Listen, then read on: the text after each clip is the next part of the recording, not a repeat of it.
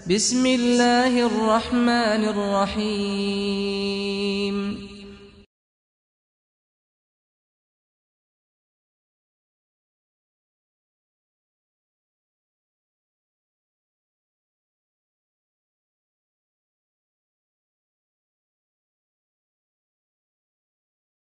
الحمد لله وحده والصلاة والسلام على من لا نبي بعده وأشهد أن لا إله إلا الله وحده لا شريك له وأشهد أن محمدًا عبده ورسوله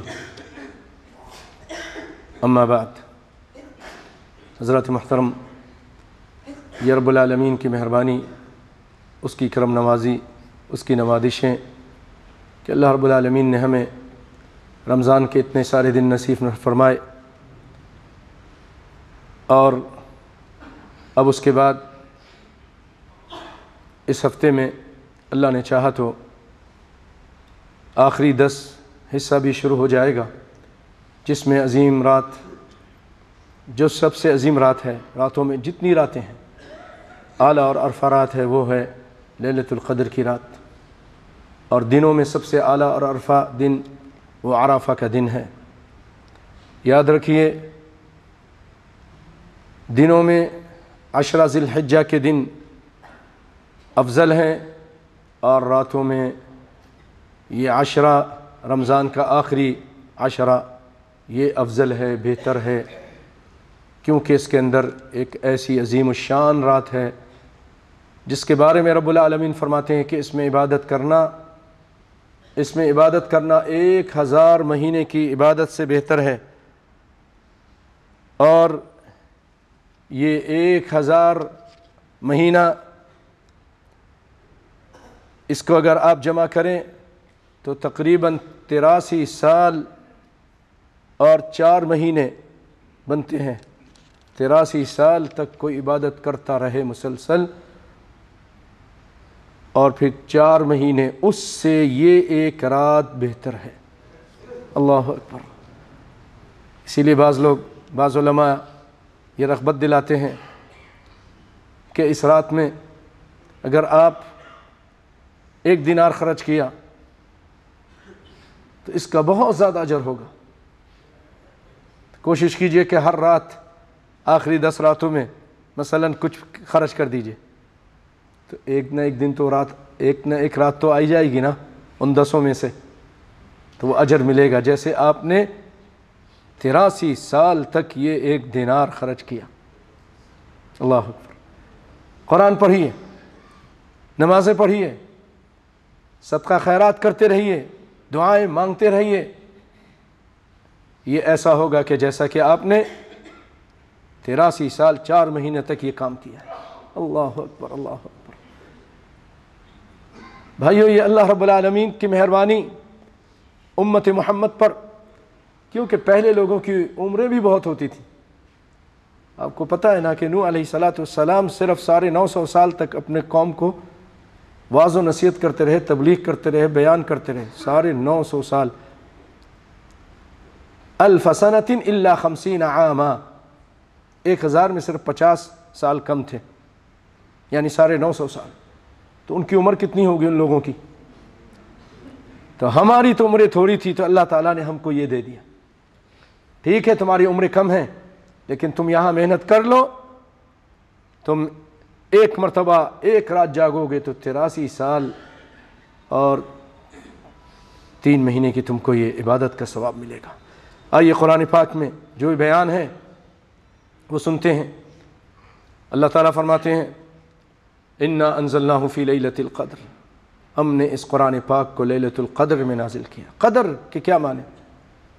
قدر کے معنی عزت والی، احترام والی، جیسے عربی میں بولتے ہیں تقدیر، کہ کسی کی عزت کرتے ہوئے۔ قدر کے ایک معنی یہ بھی ہے کہ تقدیر کے فیصلے کیے جاتے ہیں اس رات میں۔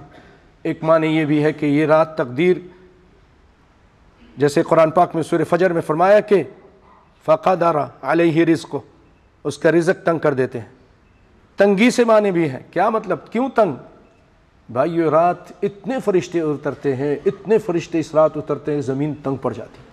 اللہ تنزل الملائکۃ والروح، جبریل علیہ الصلوۃ والسلام بھی تشریف لاتے ہیں زمین پر۔ جبریل علیہ الصلوۃ والسلام وہ عظیم شخصیت ہیں، وہ عظیم فرشتے ہیں جو فرشتوں کے سردار بھی ہیں، ان کے 600 پر ہیں، ان میں سے ایک ایک پر ایسا ہے کہ اگر وہ کھول دیں تو پورا آسمان و زمین یہ پورا ڈھانپ دیں۔ نبی کائنات صلی اللہ علیہ وسلم نے ایک مرتبہ ان سے مطالبہ کیا کہ میں آپ کو دیکھنا چاہتا ہوں آپ کی اصلی صورت میں، تو آپ کو جب دیکھا زمین و آسمان کے درمیان اصلی صورت میں، آپ بے ہوش ہو کے گر گئے، بے ہوش ہو کے گر گئے۔ اللہ نے فرمایا ما زاغ البصر وما طغى لقد رأى من آیات ربه الکبریٰ۔ تو یہ جبریل علیہ السلام بھی اترتے ہیں، اور یہ رات سلامتی والی ہے۔ پھر سوال کیا اللہ تعالیٰ نے، یہ استفہام ہے لیکن اس میں عظمت ظاہر کر رہا ہے، تم کو کیا معلوم لیلۃ القدر کیا ہے؟ تم اس کی حقیقت کو پہنچ ہی نہیں سکتے ہیں، بہت ہی عظیم ہے۔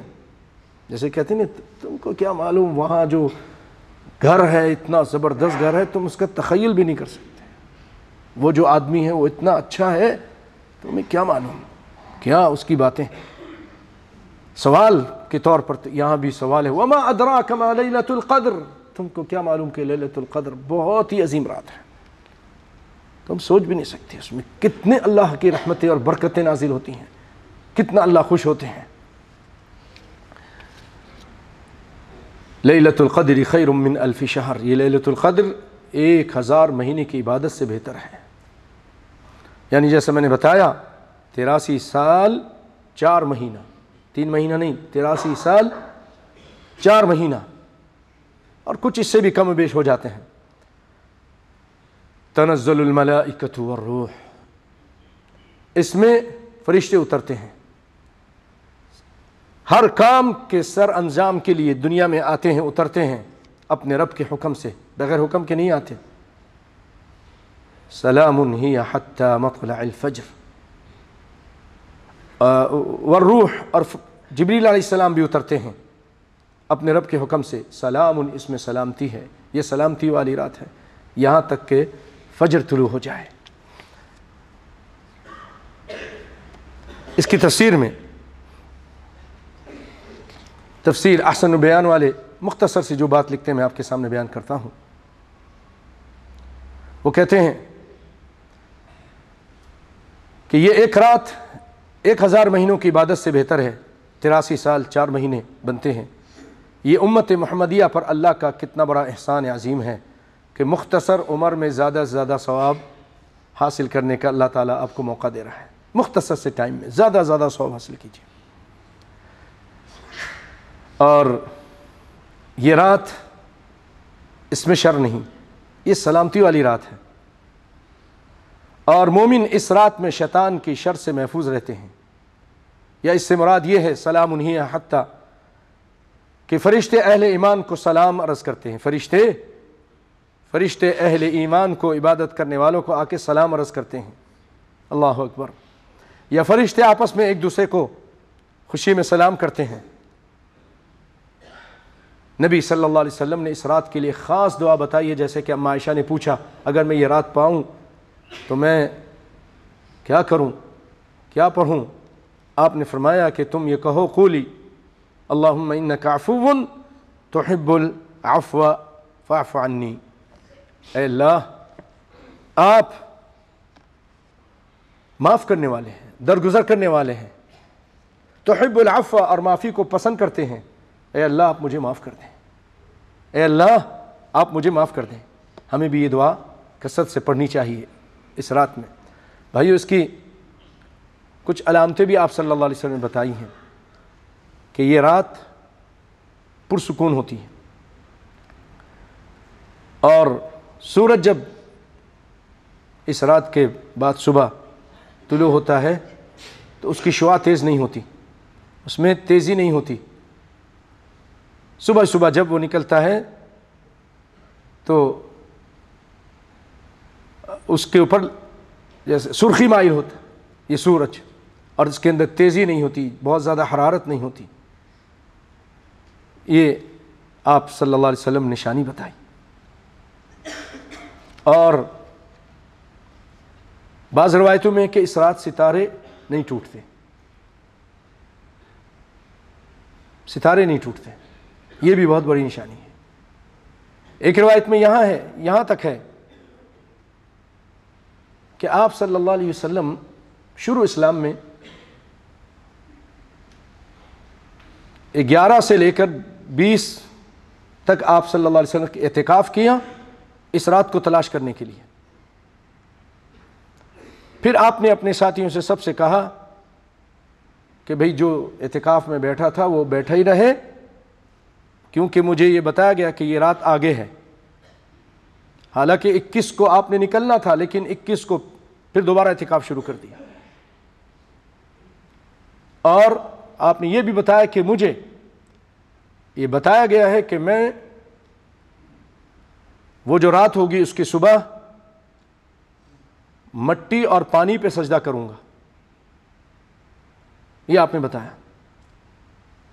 21ویں رات تھی، جاگے، عبادتیں کی، اور جب صبح ہوئی فجر کی نماز پڑھی آپ صلی اللہ علیہ وسلم نے، اور جو راوی کہتے ہیں کہ سجدہ کیا، اور سجدے کے بعد جب نماز پڑھنے کے بعد ہماری طرف منہ کیا تو میں نے دیکھا کہ آپ کے پیشانی پر مٹی اور پانی لگا ہوا تھا. اللہ تعالیٰ نے جو بات کہی وہ پوری کر دی، کیونکہ بارش برسی اور وہ جو چھت تھی وہ کھجور کے پتوں اور لکڑیوں سے بنی ہوئی تھی، تو وہ ٹپکنے سے زمین گیلی ہوئی.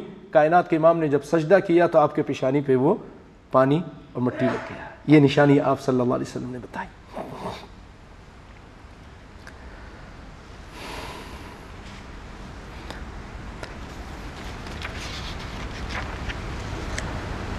اور آپ صلی اللہ علیہ وسلم یہ بھی فرماتے ہیں اس رات کے بارے میں، من قام لیلۃ القدر ایمانا واحتسابا، جو اس رات میں قیام کرتا ہے، یعنی عبادتیں کرتا ہے ثواب کی نیت سے، ایمان کے ساتھ، اللہ پہ ایمان رکھتے ہوئے، اس کی باتوں پر ایمان رکھتے ہوئے، اور ثواب کی نیت کے ساتھ کہ اللہ سے ثواب لے، دنیا والوں سے نہیں، غفر لہ ما تقدم من ذنبہ، اس کے پچھلے سارے گناہ معاف کر دیے جاتے ہیں. اللہ اکبر. حاجی جب حج کے لیے جاتا ہے اس کے بھی پچھلے گناہ معاف کر دیے جاتے ہیں. یہاں بھی یہ فرمایا جا رہا ہے کہ لیلۃ القدر کو جاگ لو، عبادت کر لو، تمہارے پچھلے سارے گناہ معاف کر. بخاری مسلم کی روایت ہے، یعنی جتنی آپ قرآن پڑھ سکتے ہیں، جتنی دعا کر سکتے ہیں، جتنی اور نفل پڑھ سکتے ہیں، یہ آپ کیجئے. ان رات میں جاگ کر گزاریے. آپ صلی اللہ علیہ وسلم جاگ کر گزارتے تھے. اور آپ صلی اللہ علیہ وسلم نے یہ بھی فرمایا، تحروا لیلۃ القدر فی العشر الاواخر من رمضان، اس کو آخری 10 راتوں میں تلاش کرو. تو بہتر تو یہی ہے کہ آپ یہ 10 کی 10 راتیں جاگیں. آپ فرما رہے ہیں یہ 10 کی 10 راتیں جاگیں. جب آپ اللہ کے فضل و کرم سے جاگیں گے تو کوئی ایک رات تو ہوگی وہ آپ کو مل جائے گی، یہ اجر و ثواب آپ کو مل جائے گا. بہت بڑا فضل ہے بھائیو. ان سے پوچھو جو اس وقت قبر میں ہیں، اگر ان کو زندگی دے دی جائے، جاؤ لیلۃ القدر ہے، تو بھائی وہ ایک لمحہ وہ بھی ضائع نہیں کریں گے. ان کو پتہ چل گیا ہے کہ کتنا اجر و ثواب ہے اللہ کے یہاں. 1 گھنٹہ تو دور کی بات ہے، 1 منٹ تو دور کی بات، ایک لمحہ بھی ضائع نہیں کریں گے، مسلسل عبادت کرتے رہیں گے. یہ آپ کو اللہ تعالیٰ بھی دیا ہوا ہے، ٹائم ہے، یہ دن آنے والے ہیں، یہ راتیں آنے والی ہیں. آپ فرمایا 10 رات. چلے کوئی شخص تھوڑا کمزور ہے، پوری 10 نہیں جاگ سکتا، آفس بھی جانا ہے، کام پہ بھی جانا ہے، تو کم از کم یہ 5 رات تو جاگ لیجئے. 21 طاق جو ہیں، جو عدد تقسیم نہیں ہوتا اس کو طاق بولتے ہیں. 21 23 25 27 29. آپ صلی اللہ علیہ وسلم فرماتے ہیں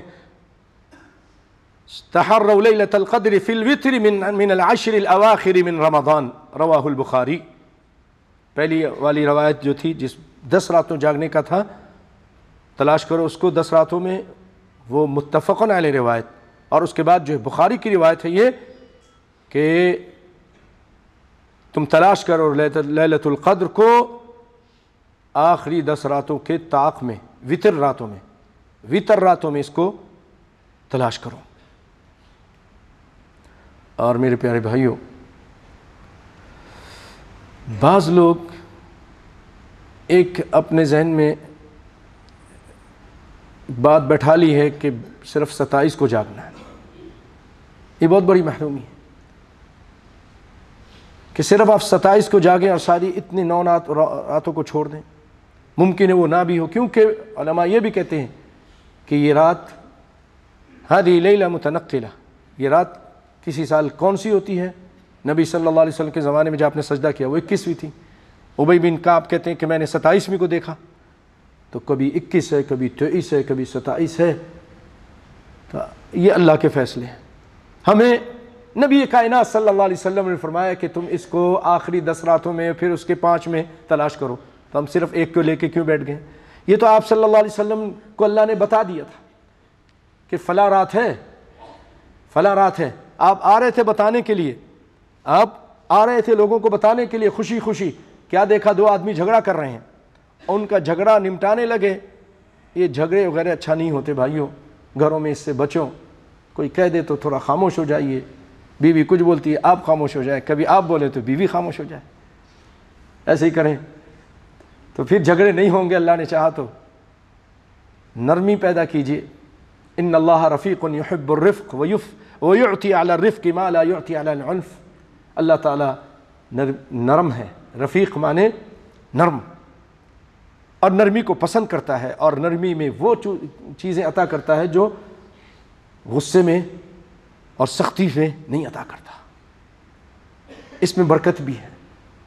تب دیکھیے اتنی بڑی برکت تھی، ایک رات بتا دی تھی وہ اٹھا دی گئی اس جھگڑے کی وجہ سے. اور آپ نے فرمایا اب اس کو تلاش کرو آخری 10 راتوں میں، اور 10 کے 5 میں ایک جگہ فرمایا. اس میں بھی اللہ کی طرف سے ایک ہمارے لیے مہربانی ہو گئی کہ پورے سال تو سوتے رہتے ہیں، کھاتے پیتے رہتے ہیں، کم از کم چلیں یہی 10 راتیں اللہ کی طرف رجوع کریں اور جاگیں، عبادتیں کریں، محنت کریں. اسی لیے کائنات کے امام صلی اللہ علیہ وسلم جب یہ 10 راتیں جاگتے داخل ہوتا تھا نا، شروع ہوتے تھے، جبکہ اس سے پہلے آپ رات کو سو جاتے تھے. 20 راتوں میں سوتے تھے، جاگتے تھے، عبادت کرتے تھے، اس طرح گزرتا تھا. لیکن اذا كان رسول اللہ صلی اللہ علیہ وسلم اذا دخل العشر الاواخر من رمضان احيا الليل وايقظ اهله وجد وشد مئزره متفق علیہ.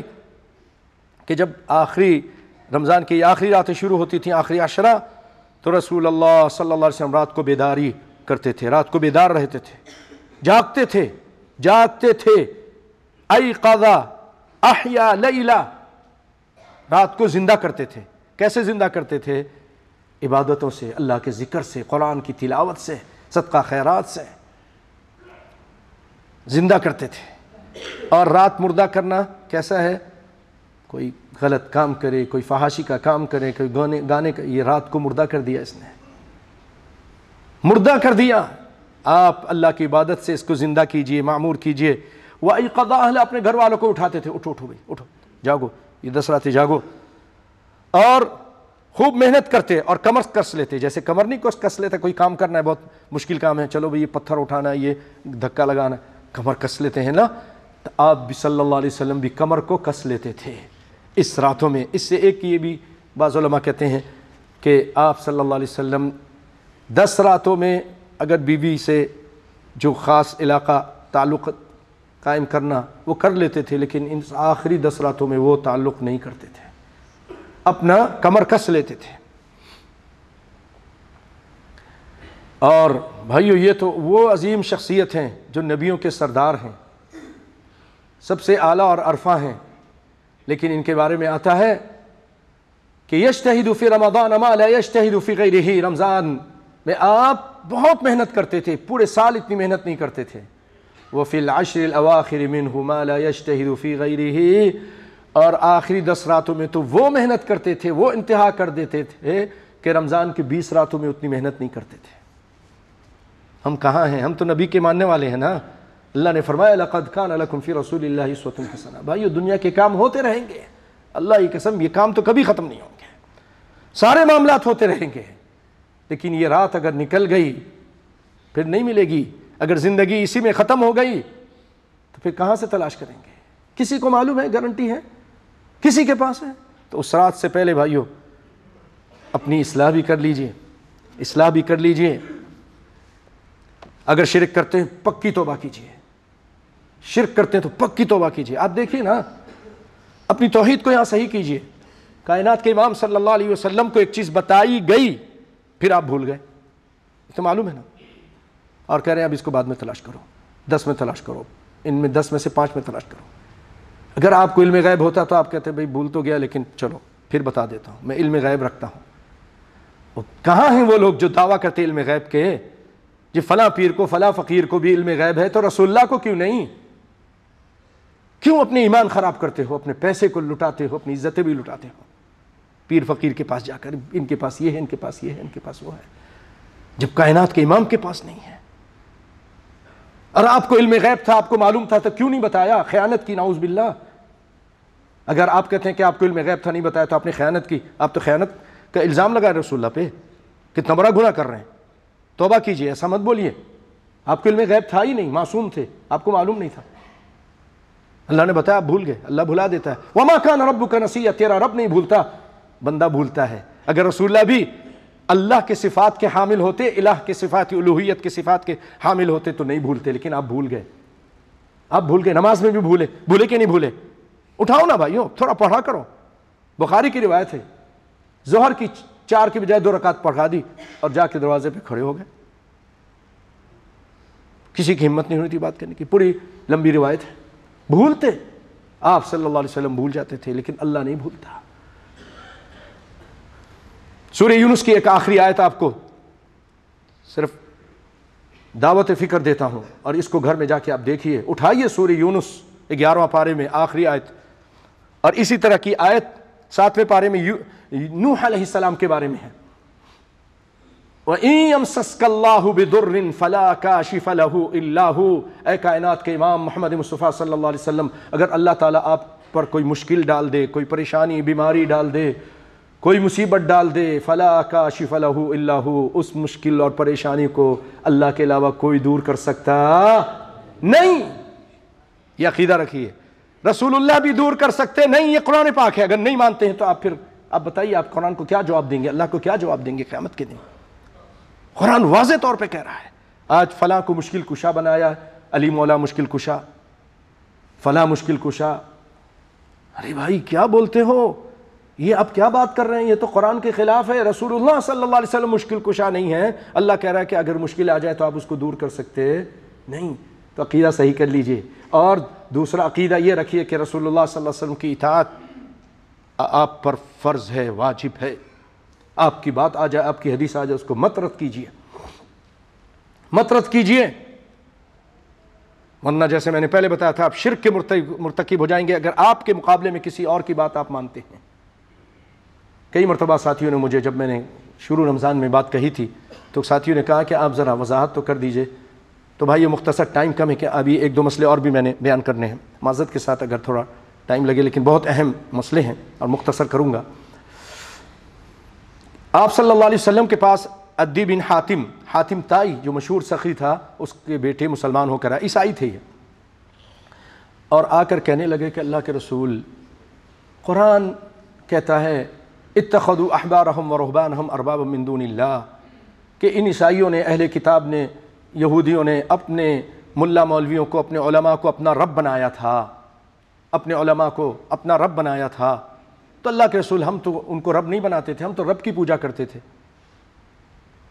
تو یہ قرآن ایسا کیوں کہہ رہا ہے؟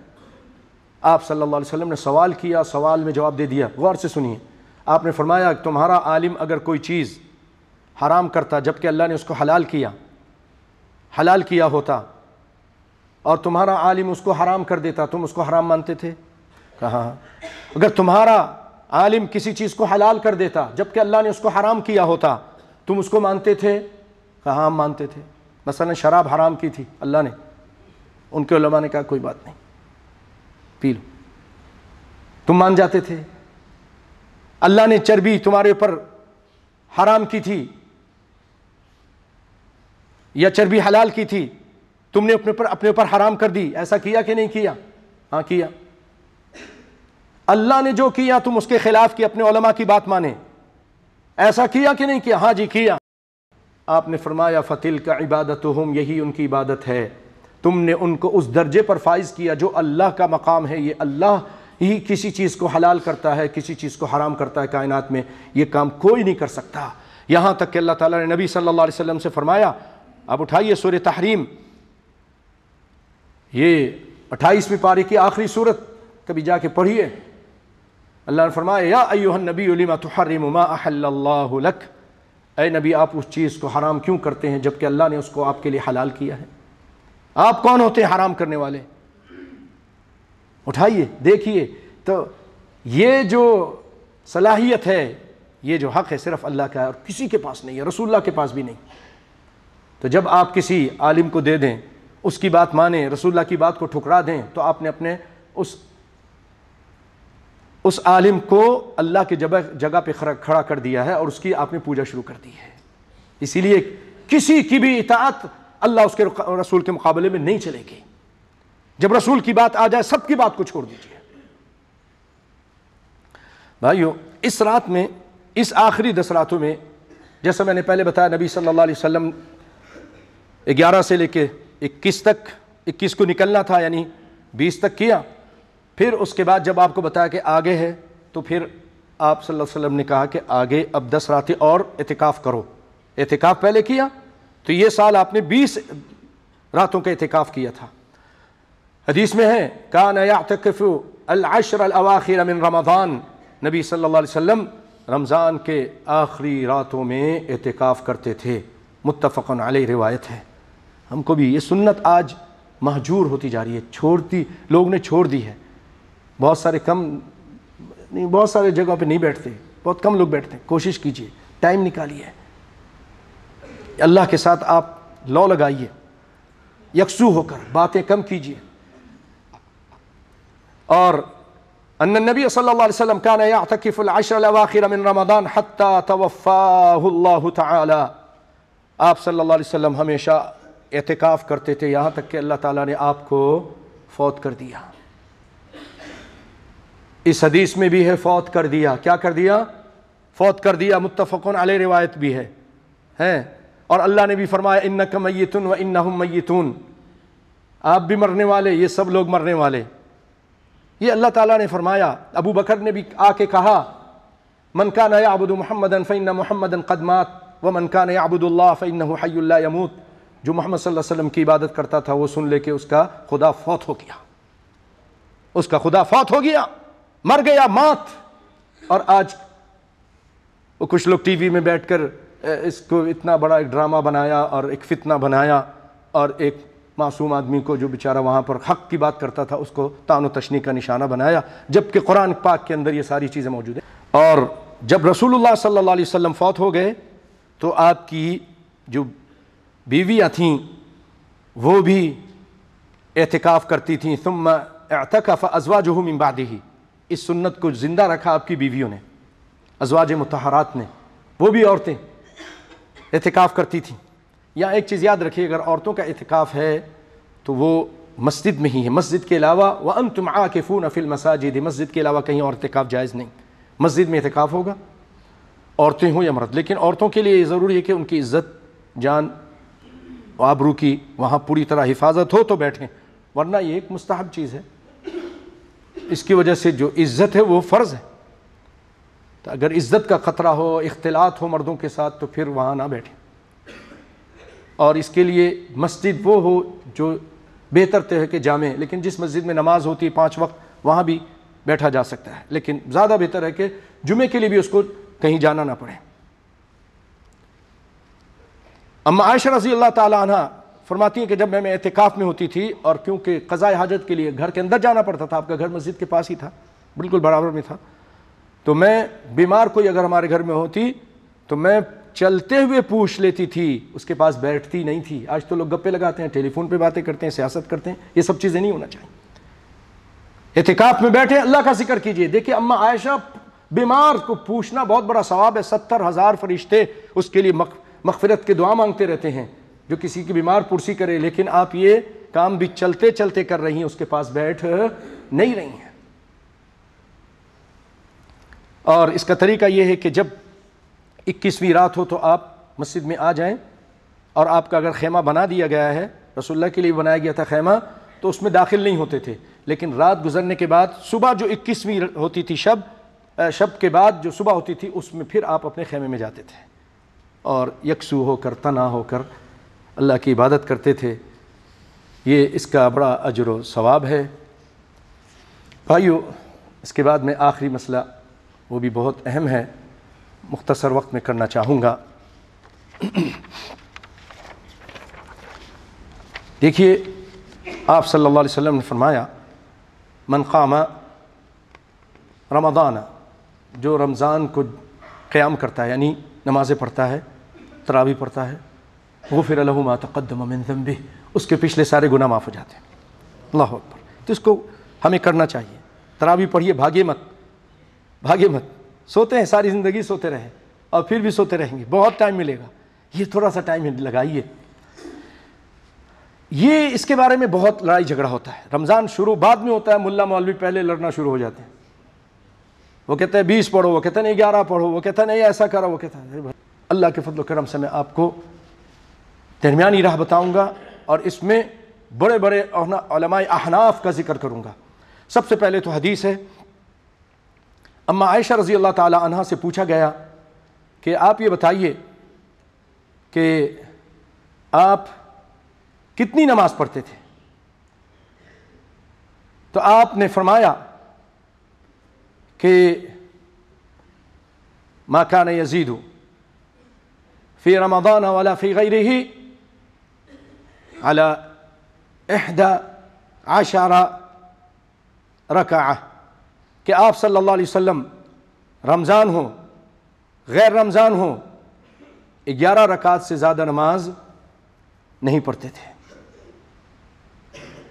11 رکعت سے زیادہ, یہ اما عائشہ کہہ رہی ہیں, گھر کی خاتون ہیں, ام المومنین ہیں. اور یہ بخاری کی روایت ہے. ایک صحابی ابو ذر, وہ کہتے ہیں کہ نبی صلی اللہ علیہ وسلم نے ہم کو 3 رات جماعت سے نماز پڑھائی. 3 رات. کون کون سی راتیں تھیں؟ 23ویں رات, پھر اس کے بعد 24 کو نہیں پڑھائی, پھر 25 کو پڑھائی, 26 کو نہیں پڑھائی, پھر 27 کو پڑھائی, اور اس کے بعد جب 29 رات ہوئی, لوگ بہت سارے لوگ جمع ہو گئے, عورتوں کو لے آئے, بچوں کو لے آئے, لیکن آپ صلی اللہ علیہ وسلم باہر تشریف نہیں لائے.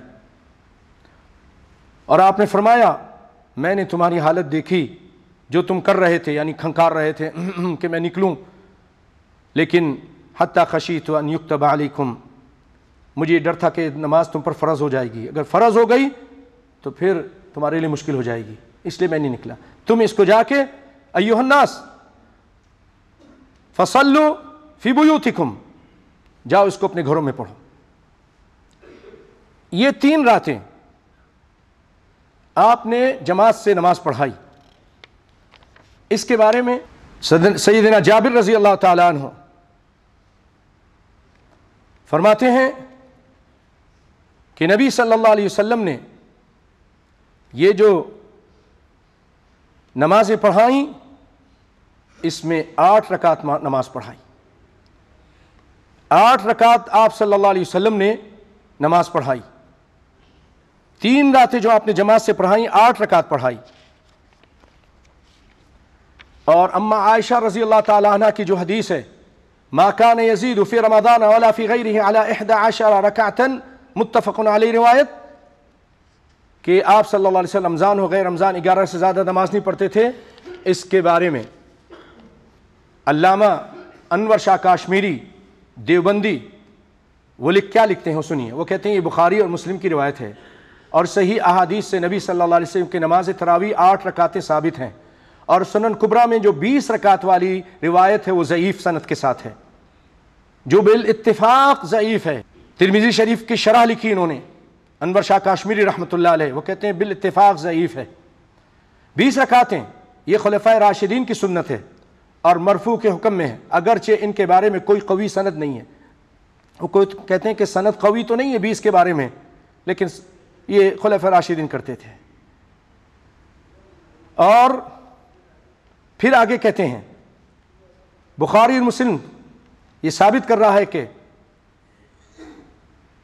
کہ یہ 20 والی روایت کمزور ہے. اور پھر وہ کہتے ہیں کہ یہ خلفائے راشدین کسی وضعی منگھرت روایت میں بھی 20 تراویح، صحیح بات یہ ہے کہ خود وہ کہتے ہیں کہ آپ سے 20 کسی قوی سند سے ثابت نہیں ہے اور واقعی صحیح سند سے ثابت نہیں ہے. یہ ہے انور شاہ کاشمیری دیوبندی. اس کے علاوہ متعدد حنفی فقہا نے بھی اس حدیث عائشہ رضی اللہ تعالیٰ عنہ کی 8 رکعت والی حدیث کو دلیل بنا کر تسلیم کیا کہ نماز تراویح اور تہجد میں کوئی فرق نہیں ہے اور یہ دونوں ایک ہی نماز ہیں. سیدنا عمر رضی اللہ تعالیٰ عنہ کے زمانے میں لوگ کہتے ہیں کہ عمر کے زمانے میں لوگ 20 پڑھتے تھے، 20 پڑھیں 40 پڑھیں. سنیے، آپ نے حکم دیا ابی بن کعب اور تمیم داری ان یقوم للناس ب11 رکعۃ. موطا امام مالک نے اس کو بیان کیا اپنی کتاب میں قیام رمضان میں کہ آپ نے حکم دیا 2 آدمیوں کو، 2 صحابیوں کو، کہ تم لوگوں کو 8 رکعت نماز پڑھاؤ اور 3 وتر، 11 رکعت نماز پڑھاؤ. اس کی سند صحیح ہے اور یہ اس کی سند میں جیسا کہ مصنف ابن ابی شیبہ تاریخ مدینہ ان میں یہ روایتیں ہیں کہ سیدنا عمر نے لوگوں کو ابی بن کعب اور تمیم داری کو جمع کیا 11 رکعت پر، اور اس کی سند اتنی قوی ہے کہ یہ بخاری اور مسلم کی راوی اس کے اندر ثقہ راوی موجود ہیں. اسی طرح بھائیوں ایک صحابی آئے جابر رضی اللہ تعالیٰ عنہ. جابر بیان کرتے ہیں کہ ابی بن کعب آئے رسول اللہ صلی اللہ علیہ وسلم کے زمانے میں رسول اللہ کے پاس اور آ کر کہا اللہ کے رسول آج رات مجھ سے ایک بات ہو گئی. آپ نے فرمایا کیا بات ہو گئی؟ آپ نے فرمایا اس صحابی نے کہ میرے پاس گھر کی عورتیں آئیں اور مجھے کہا کہ ہمیں نماز پڑھاؤ، ہم تو قرآن نہیں پڑھ سکتے ہیں، تم ہمیں نماز پڑھاؤ، ہم تمہارے پیچھے نماز پڑھیں گے. فصلیت بہن 8 رکعات والوتر، میں نے ان کو 8 رکعت اور وتر، 3 وتر پڑھائی اور 8 رکعت پڑھائی. فسکت عنہ، آپ صلی اللہ علیہ وسلم خاموش ہو گئے. مروزی نے اس کو حسن سند کے ساتھ اور ابن حبان نے اس کو صحیح قرار دیا.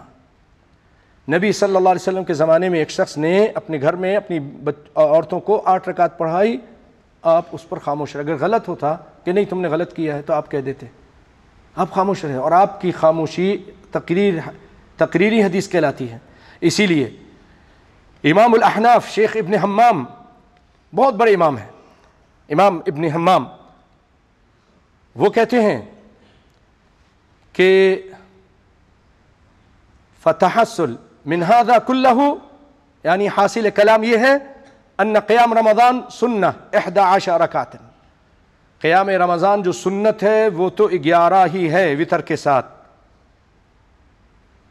اور جو فتکون 20 مستحبا، اور جو 20 ہے وہ مستحب ہے، اگر آپ زیادہ پڑھنا چاہیں تو پڑھیں، کوئی منع نہیں کرتا،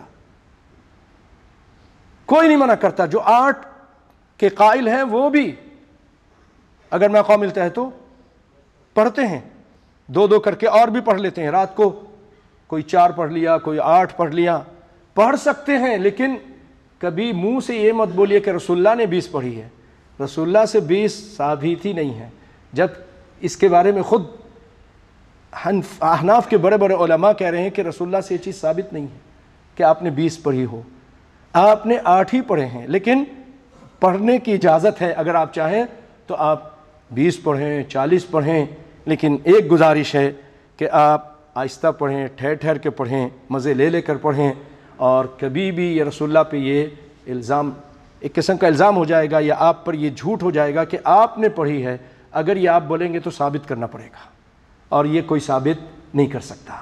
تو اس سے لڑنے کی جھگڑے کی ضرورت ہی نہیں، 20 پڑھنا 20 پڑھیے، 40 پڑھنا 40 پڑھیے، اور سنت وہ کہیے کہ رسول اللہ نے 8 ہی پڑھے ہیں، اور اس سے زیادہ اگر کوئی پڑھنا چاہے تو اس کی اجازت ملتی ہے، مستحب ہے، جیسا کہ آپ نے فرمایا صلاۃ اللیل مثنا مثنا، رات کی نمازیں 2 کر کے۔ ابن باز اسی پہ کہتے ہیں، شیخ حسین بھی اس کے بعد کہتے ہیں کہ اس میں کوئی حد نہیں ہے، آپ کی مرضی جتنا چاہے پڑھیں، جتنی پڑھیں، 20 پڑھیں 40 پڑھیں، تو لڑائی جھگڑے کی کیا ضرورت ہے؟ بس آپس میں پیار محبت، یہ جو پیار محبت ہے، یہ جو اتحاد و اتفاق ہے، اس کو قائم رکھنا فرض ہے۔ آپس میں پیار محبت کو قائم رکھیے، اس فرض کو ضائع مت ہونے دیجیے۔ یہ تو نفل نماز ہے نا، کوئی 20 پڑھ لے کوئی 8 پڑھ لے، تو لڑائی جھگڑا مت کر اس کو آپس میں اس کا جھگڑے کا سبب مت بنائیے۔ اللہ تعالی ہم سب کو ہدایت عطا فرمائے، اور دعا ہے کہ اللہ تعالی ہم لوگوں کو ہمارے سامنے واضح کر دے جو حق ہے، اور اس حق پر عمل کرنے کی توفیق عطا فرمائے۔ اے اللہ ہم سب کے گناہوں کو معاف فرما دے، اے اللہ ہماری مشکل پریشانی کو دور فرما دے، اے رب العالمین ہمیں لیلۃ القدر نصیب فرما دے۔ الہ العالمین اسی طرح جو رمضان کے جو بھی چھوٹے موٹے ہم نے کام کیے ہیں، اللہ اس کو قبول فرما لے۔ اے اللہ ہمارے گناہوں کو معاف فرما، ہماری پریشانی کو دور فرما رہا۔ اے رب العالمین ہماری نیک تمنا کو پوری فرما، بیماروں کو شفا عطا فرما، جو پریشان حال ہے ان کی پریشانی کو دور فرما۔ اے اللہ نوجوانوں کو ہدایت دے کہ وہ نمازوں کی پابندی کریں۔ اے رب العالمین ان بچوں اور بچیوں کو ہدایت عطا فرما کہ یہ قرآن پڑھیں، نماز پڑھیں۔ اے رب العالمین عورتوں کو پردہ کرنے کی توفیق عطا فرما۔ اے اللہ جو دنیا سے چلے گئے ہیں ان کی بخشش فرما دے۔ اے رب العالمین مسلمانوں کو پوری دنیا میں عزت عطا فرما۔ بھائیو، اللہ تعالیٰ قرآن پاک میں فرماتا ہے ان اللہ ملائکتہ یصلون علی النبی یا ایھا الذین آمنوا صلوا علیہ وسلموا تسلیما اللهم صل وسلم وزد وبارک علی عبدک ونبیک محمد وعلی آلہ وصحبہ وسلم تسلیما کثیرا۔ عباد اللہ ان اللہ یأمر بالعدل والإحسان وإیتاء ذی القربى وینہی عن الفحشاء والمنکر والبغی یعظکم لعلکم تذکرون۔ اذکروا اللہ یذکرکم ولذکر اللہ اکبر وقوموا الی الصلاۃ۔